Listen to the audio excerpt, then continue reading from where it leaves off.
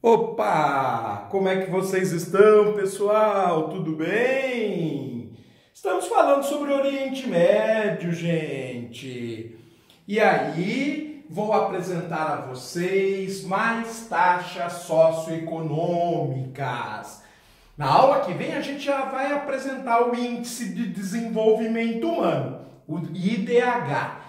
E aí nós vamos conhecer a hora da verdade, se realmente o Brasil tem motivo para menosprezar o Oriente Médio, para calcar a sua imagem em terroristas encapuzados, em pessoas só pensando em ódio, em guerra, em petróleo, areia e mais areia. Até agora nós provamos que esta é uma visão equivocada, enviesada e, sobretudo, interesseira daquilo que no Brasil são as melhores coisas que nós temos, que é o governo, nossos políticos, os melhores do mundo e a nossa mídia, um poço de verdade cristalino e transparente, sem interesse nenhum.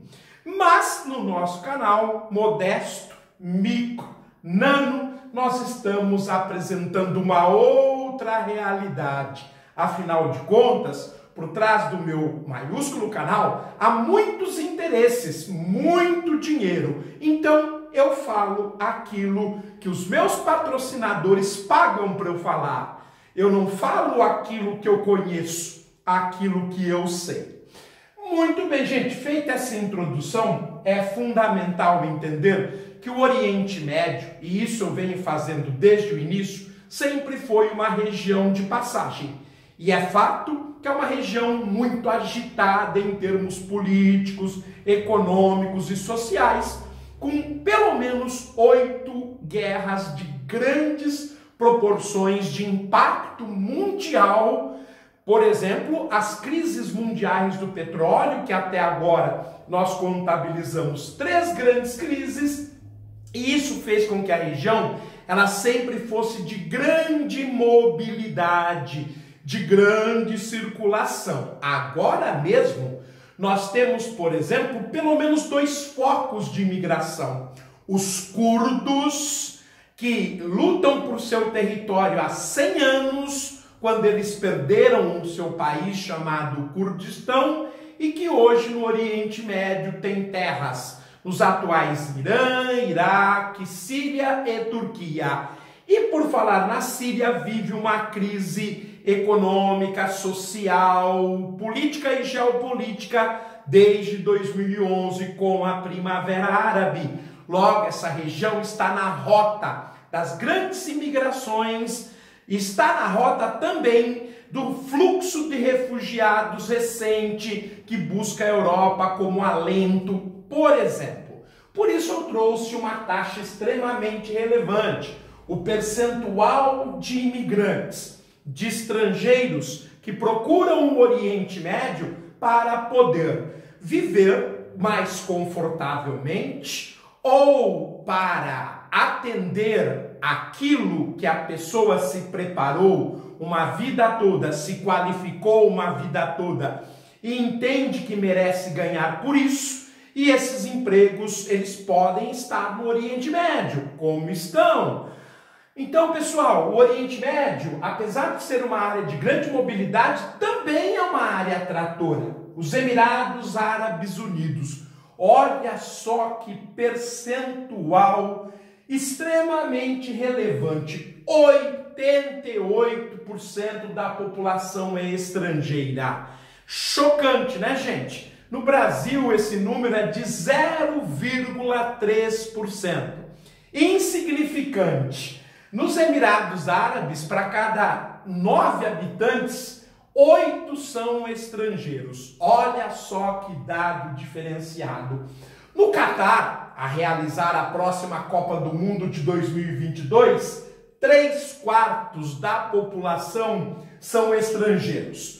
No Kuwait, no norte do Golfo Pérsico, aliás, os 3 primeiros são todos países banhados pelo Golfo Pérsico, quase 3/4 da população. O Bahrein, aquele arquipélago próximo dos Emirados Árabes Unidos, quase no centro Do Golfo Pérsico, mais de metade da população. O Sultanato de Omã, um dos lugares mais pobres do mundo, no entanto, com muito petróleo, muito gás natural, precisa de mão de obra qualificada, o que praticamente não existe no país. Tanto que o desemprego em Omã ele é muito alto. Por que ele é muito alto? Porque a população omanita, sobretudo as mulheres, são impedidas de estudar. Os homens têm uma escolaridade muito curta, logo não conseguem participar da indústria, dos serviços mais sofisticados de Omã, que é do setor petroquímico e do setor do gás. Na Jordânia, o percentual de estrangeiros é alto também, sobretudo recentemente por ter abrigado sírios e até curdos. Em sétimo lugar, a Arábia Saudita com 32%, isso atraindo sobretudo americanos, ingleses, australianos, indianos que vão em direção a este país para participar da indústria, da expansão da indústria petroquímica. Então, percentual assombroso, como em nenhum lugar da Terra, o que prova, mais uma vez, as grandes movimentações desta região. Movimentações humanas, migrações, imigrações, emigrações e assim por diante.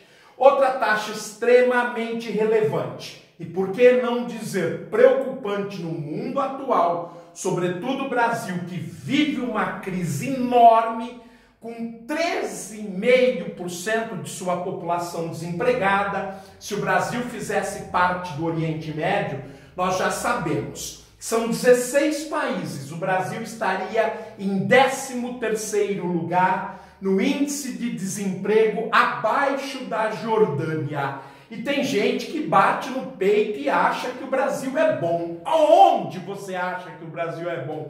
Quem te falou? Ah, porque no finalzinho de semana eu consigo fatiar uma picanha. Meu filho, eu pedi pro prefeito, o prefeito manipulou e colocou ele no hospital. Porque se fosse para estudar, eu não tenho competência.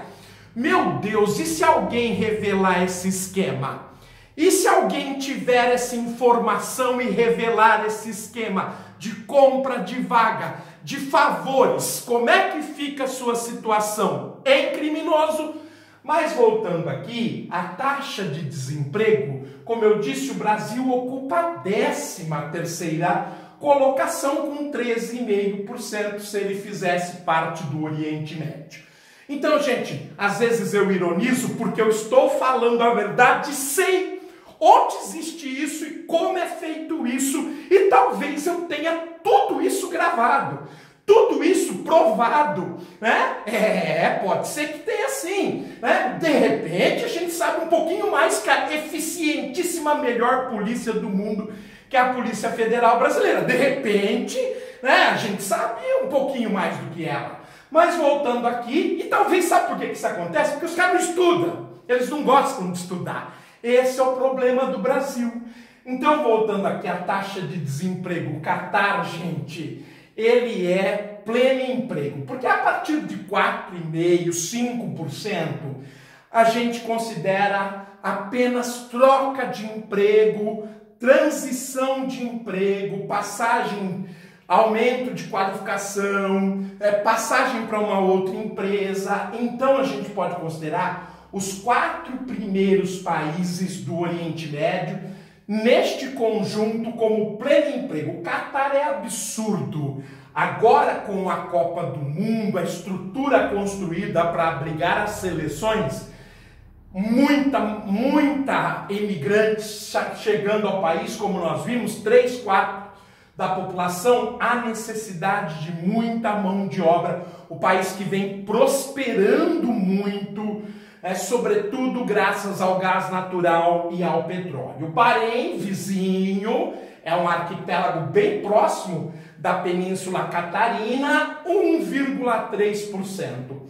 O Kuwait, no norte do Golfo Pérsico, 2,4%. Em quarto, os Emirados Árabes Unidos, com 3,7% de desemprego. São taxas sensacionais, mostram que são ambientes de negócios, de capacitação, de preparação e, sobretudo, de cuidado dos governos com o emprego, com a renda, porque isso é fundamental para o desenvolvimento de um país.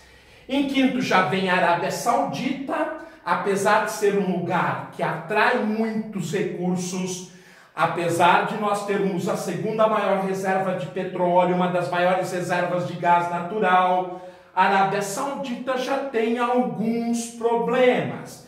Então a taxa de desemprego já é um pouco preocupante, como nós vimos em relação ao crescimento vegetativo e o PIB. A população saudita cresce mais que a economia. Então isso pode gerar problemas, tipicamente ligados à concentração de renda, concentração de riqueza. Israel tem um problema, sobretudo, com a mão de obra pouco qualificada. A mão de obra muito qualificada não é o caso, mas em Israel vivem judeus de todas as partes do mundo e muitos não tinham a tradição de se qualificar, então isso vem causando um percentual um pouquinho elevado. O pior país, como nós vimos anteriormente, é Omã, exatamente porque as riquezas de Omã estão no setor em que a maior parte da população não se prepara, por isso a taxa de desemprego é um pouco maior do que a brasileira, que já é crítica. Então, em Omã, a situação socioeconômica é preocupante. Olha que ter índices piores do que o Iêmen e o Afeganistão não é para qualquer um. E Omã consegue ter. Muito bem, gente, então nós apresentamos mais um painel com mais dados do Oriente Médio. São praticamente dezenas de dados para que você agora possa concluir comigo o IDH, o Índice de Desenvolvimento Humano dos 16 países comparados com brasileiro, para que você tenha certeza se o Oriente Médio é uma região rica, uma região pobre, ou uma região que tem ali países em bom nível e países em médio e baixo nível. E quantos estão acima do Brasil, têm qualidade de vida superior ao Brasil? Ficamos na próxima. Tudo que eu estou fazendo neste canal, além de facilitar o seu conhecimento, ajudá-lo a preparar para o Enem, para os vestibulares e os concursos públicos, aqui será revelado muitas verdades inconvenientes que ninguém gosta de ouvir, e eu vou falar do meu lugar para mostrar para você o nível de corrupção em que nós estamos inseridos.